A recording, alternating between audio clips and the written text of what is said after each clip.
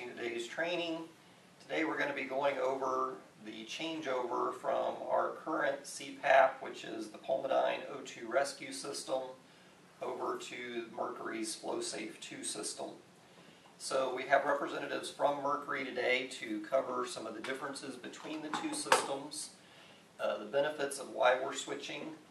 The three local hospitals, Blake, Manatee, and Lakewood Ranch, have all agreed to purchase these devices, the Flowsafe 2, in replacement of the Pulmodine. We hope to go live with the switchover on October 1st of 2014, and so we want to make sure you're prepared for using the Flowsafe 2 in the best environment for the patient. So without no further to do, we'll pass it over to the representatives from Mercury. Thank you. Thank you for listening in today. My name is Steve Tyson with Mercury Medical, and I'm with Steve LaCroix today, and together we'll cover the benefits and advantages of the Flowsafe device manufactured at Mercury Medical. We're in Clearwater, Florida. This is about a 5-year-old product in its third revision at this point, so you guys are getting our most current design. And to give you a little history, this was introduced about a year ago, and then earlier this spring we presented it to your medical director as well as a few paramedics at Blake Hospital. And the paramedics were chosen out of areas that had a fairly high CPAP ratio use. And so the evaluation was done successfully, and I guess the thing that's taken the most time is to get this on the hospital formulary, which has been done. So hopefully by October 1, these will be in the hospitals for you all to replenish your needs as you go there. We wanted to point out, and it was brought to our attention, that your current product just has the one size that you all carry, and with our product we will have two, so it will help you with some of the sizing challenges that you've had. And I wanted to show you the differences in the two Ziploc bags. Zoom in. The one that's blue on my right hand is the large adult product, and the one that's got the green sticker on the front is more for the small adult product. And again, probably more for ladies, and some of your larger faced men would benefit from the larger mask. So both are very comfortable masks. One of the things you'll notice immediately is the fact we use a different headgear, which is more like a hairnet that goes over the back of the head with adjustable straps. So very comfortable for the patient, less hair pulling. And as well as two safety features, which Steve will cover, but one is, and both were very important to your medical director, and one was it has a 25 centimeter pop-off on the product, so you'll never be able to give more than 25 centimeters of CPAP. And then secondly is a manometer at the patient on a patient swivel, so you guys can see exactly CPAP pressure that you're delivering, which is critical. And that's real time, so breath to breath you will see that change. And then finally, one thing that you'll get used to is the current product you have connects to the pressure side of your oxygen tank regulator, and that's the 50 psi side. Since we use flow, and on the oxygen tubing is a sticker showing you flow equals pressure, this goes to the flow nipple on the regulator. So the difference in that being that this is a lot quieter, since we're using less oxygen at a far less flow rate and still giving the same pressure. So having said that, we'll go ahead and turn this over to Steve LaCroix so he can actually clinically cover some of the benefits that you'll see in the field. Thank you.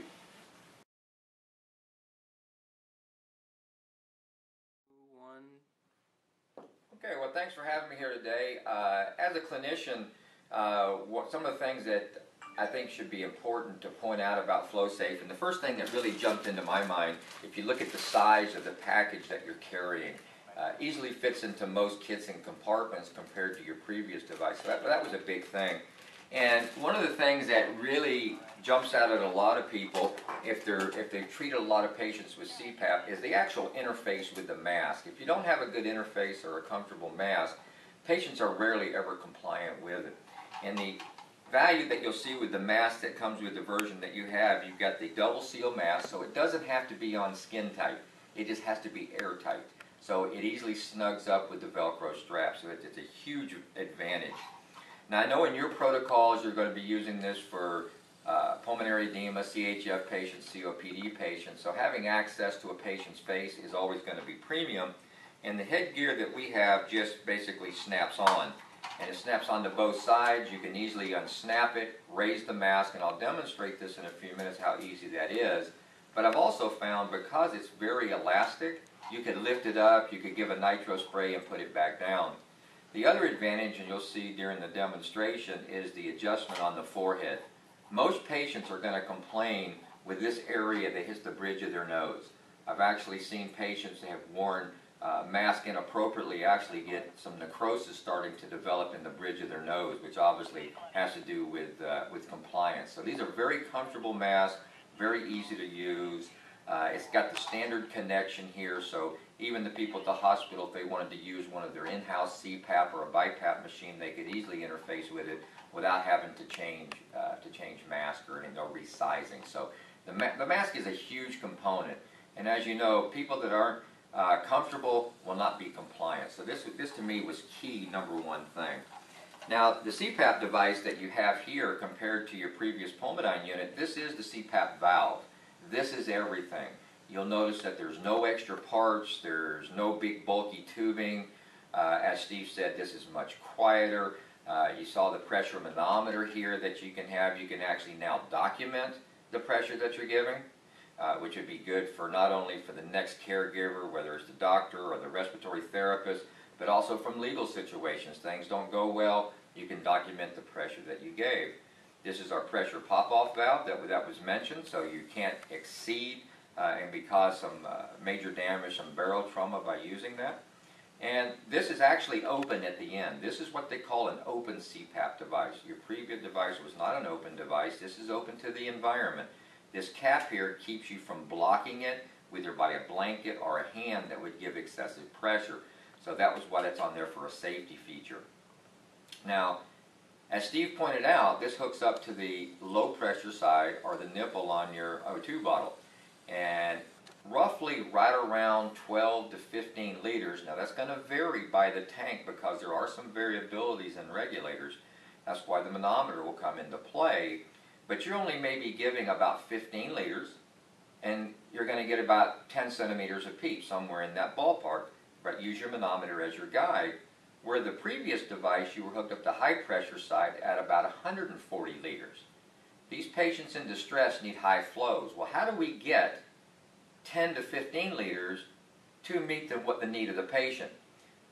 In this, it has what they call the Bernoulli principle, and I'm not going to get into all the science of that, but how something that it comes through and becomes focused, it changes the velocity. It's similar to putting your thumb over the end of a garden hose, and it causes it to shoot farther. You increase the velocity. You didn't turn up the spigot at the wall to get more water, but you made it go faster. So that's how this works, as people are going to say, how am I going to meet the need if I'm only giving that? And that's how it works. It works very simply. You know, so we don't have to change anything. You're going to see that all the adjustments are made by just changing the flow meter. You know, and then you use your manometer as your guide. So it's really a great device. If you have to give a breathing treatment, you currently carry a standard small volume nebulizer. Very simple to do. You take your mask,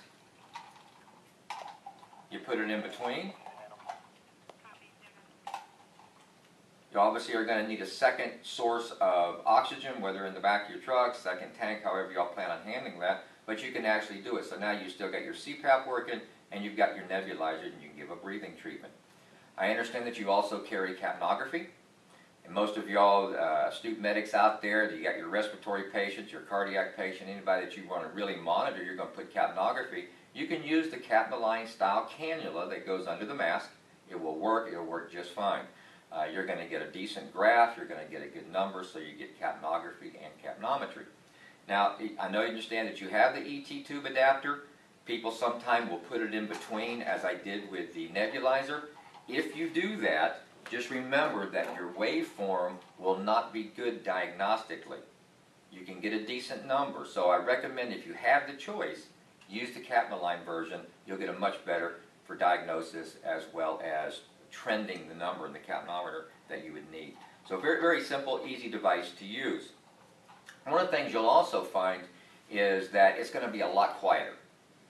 Now, all of y'all have used the pulmonine device, So I've heard when you know when you turn it on, now you got all this noise, now you got a communication, you're trying to talk to the patient who is already scared and confused and maybe hypoxic, and we have the noise volume, and there's a problem you're going to see in a minute, that this is a very, very quiet and in comparison. Now, you're going to conserve oxygen with this. We had an independent study comparing these two devices. Your D cylinders with a full tank, you'll probably get about 47 minutes out of a full tank at about 5 centimeters. With Flowsafe 2, with the pulmonine unit, was roughly around 22 minutes. So you're going to get more, your bottles are going to last longer, you can predict that. I usually tell people if you're right around 15 liters, you almost always get about 1 minute per 100 in your tank. That's kind of like the rule of thumb, you know, to do that, so you can be prepared for that. So what I want to do now is bring in my partner, Steve, and we're going to really show you how simple Flowsafe is. Now I've got your standard tank here. And as we pointed out, it's going to hook up to the nipple side and not the high pressure side. That's probably the first big thing that people notice will be different. Standard connection there is, I've always told people to take the mask and turn it inside out. Remember, these patients are in distress. They're not in failure. We have a little bit of time. This is when you're coaching people and you're telling them, this is what's going to happen. This may be new to them. I'm going to blow some air into your face, because the one variable that makes CPAP most effective, that you have the most control over, is the coaching and how you interact with the patient.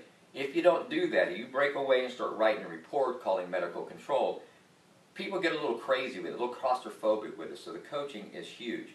I would go ahead and turn the flow on. I would start out, they're recommending in your system to start out about 12 liters. Now, you won't get anything reading on here until you get it on their face. You've got to have the system closed to build up pressure. So just because I turn this on, you're not going to see anything. Now, in your old system, you had a valve that was on there that provided the PEEP side of it. I think y'all were doing about 7.5. So don't expect to see anything till you get it on there. But I would turn it on, and the reason I turn it on is I want the patient to hear it and see it. Okay? So I have it turned on. They can see it. A lot of times I'll even let them hold it. They can put it up to their face. They can pull it away if they want to.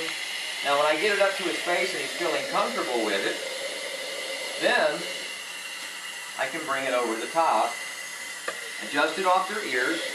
Now one thing I wanted to point out, if you can look to the side, once I get it on there and I get it a little bit snug, which is with the Velcro, if I squeeze this, I can adjust it. You see how that raised off the nose? You can see that little bit of taking the pressure off? That's going to make it a lot comfortable for him. Now I can look here, and I can read that I'm getting about 5. Now if I wanted to go a little higher, all I got to do is turn the flow up on my regulator, watch my manometer. I can go to 7.5, and I believe your max number is going to be 10. Most systems in this country rarely ever go above rarely ever go above 10 because of the drop in cardiac output, if you can do that. Now if you wanted to give make sure Steve can breathe okay, if you wanted to give a nitro, because you got access to the face, you can pop this off, have access to the face, don't have to resize anything. I found it was just as easy that you can also do it this way. Whichever works is the way to do it, would work fine for them. So I'm going to take this off so Steve can breathe. So you'll see how simple the device is, wasn't near as loud. You can do your breathing treatments. We have two different sizes of mask. It's easy to fit, comfortable to do, easy to store. Just can't really think of anything else really to add to that. First of all, I want to thank Steve and Steve from Mercury coming today. I don't think it was mentioned, Steve LaCroix has been a practicing paramedic in Pinellas County for many many years longer than me. So obviously he's used these devices in the field. He knows the application. He knows the way the patients respond to them, not just as a salesperson, but from that aspect. So obviously we're going to be presenting this and asking questions of any paramedics that may have those questions during a hands-on experience. But I think you're going to find certainly the 3 paramedics that we chose to trial the device said, when are we switching? They wanted it quick and they wanted it now. And when one of them ran out of masks, we said, we don't care if we've gone to it yet, give me more masks because I can't use the Pulmodine anymore. So I would like to add one more thing I didn't during the discussion, because this may come up when you get to the hospital, and some of you may have the same question yourself, is just what is the oxygen percentage that these patients are going to get? You might have a doctor at the ER, okay, what's the oxygen percentage? Because you'll notice there's nothing on there that tells you what the FiO2 is. If right now my standard tidal volume of what I'm breathing is about 500 cc's, 500 mLs, breathing about 12 times a minute. So about a 6 liter per minute volume. If I've got this on about 10 to 12 liters, which exceeds my minute volume, I'm going to get close to 100%. If you have a patient whose tidal volume is, minute volume is higher, either their rate's up or their tidal volume is higher, they're going to have to pull in some room air. Therefore, their FiO2 percentage would go down. However, most of the patients that you treat, that's going to be according to your protocol, are going to have 500 cc tidal volumes or less. People with good tidal volumes, like a Michael Phelps, obviously could overpower this, but obviously he wouldn't be a CPAP patient.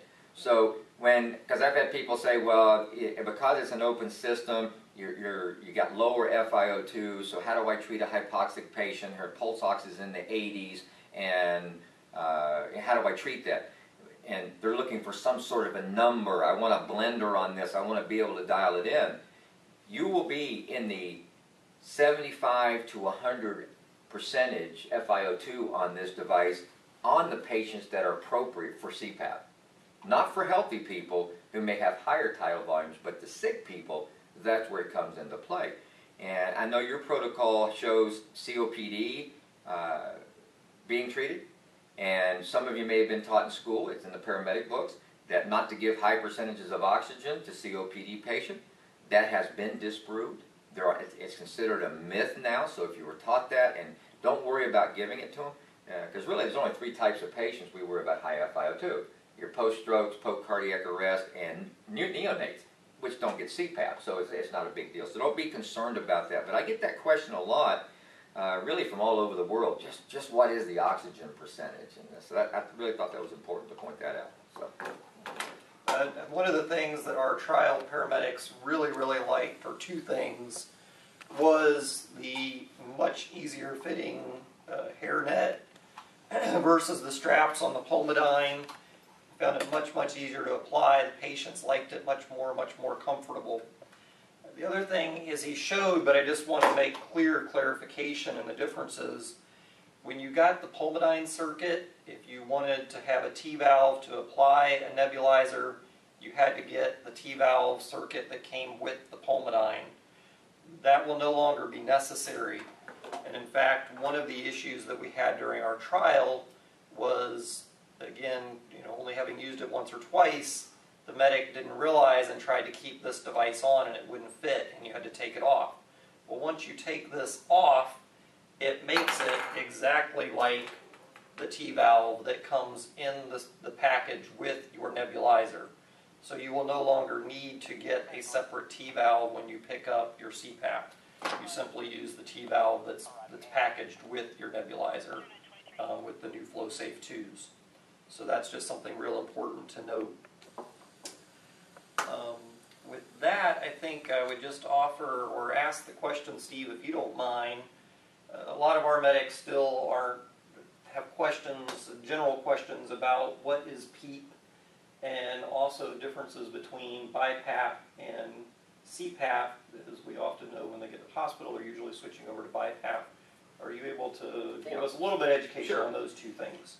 Okay, well, PEEP, positive end expiratory pressure, is the exhalation side of CPAP. The PIP, or the peak inspiratory pressure, is the inspiratory side. So you can take, for example, your pulmonine unit. It has a PEEP valve on it. It's spring-loaded, and that's just the resistance that somebody exhales against. If you only had PEEP, there's no assistance on the inspiratory side. The idea of CPAP is to reduce the work of breathing. So I need to have some assistance not only inhaling, but that resistance on the exhalation side.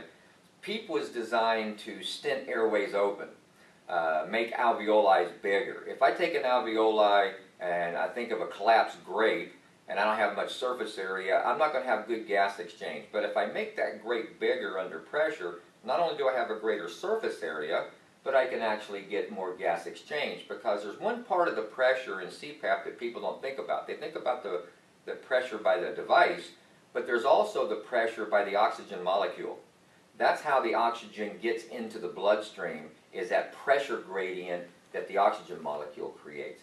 So PEEP is 1/2 of CPAP. So if I had a device out there that I put on somebody with a manometer, and you see the manometer when they inhale go down to 0 and exhale back at 5, that's a PEEP device. That's not a CPAP device. So that's the purpose of that. Then we talk about bi-level, which is BiPAP. And all they're saying is the inspiratory pressure will be at a different level than an expiratory pressure. Commonly you will see like a 15 inspiratory and have a 5 expiratory. And they usually keep it a little bit lower, because sometimes as the expiratory, the PEEP, goes up, the work of breathing becomes more difficult. A lot of times it's based on the medical condition that they have. I've been finding, and in some of the research, the difference between CPAP and BiPAP clinically haven't been that great. You'll see it in people with sleep apnea at night. A lot of times will do better on a BiPAP, especially if they have a heart history while doing that. There are some studies that show that BiPAP patients, for some reason which hasn't been very well explained, have an incidence of higher MIs than people on CPAP.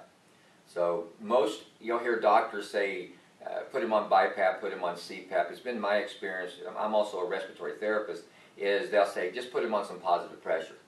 They're not really too concerned about the BiPAP, CPAP. You don't see really much BiPAP pre-hospital, because right now there are no disposable BiPAP systems out there. We're looking to develop one because there are people out there, but my personal belief is the CPAP is just as effective, especially in the pre-hospital emergency department environment that all of us work in.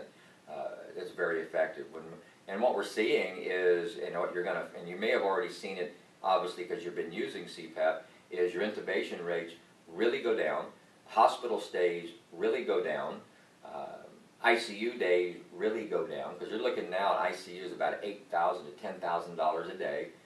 So for a device that costs, probably less than $50, we're talking about reducing thousands of dollars. So it's huge. So the outcomes are significant.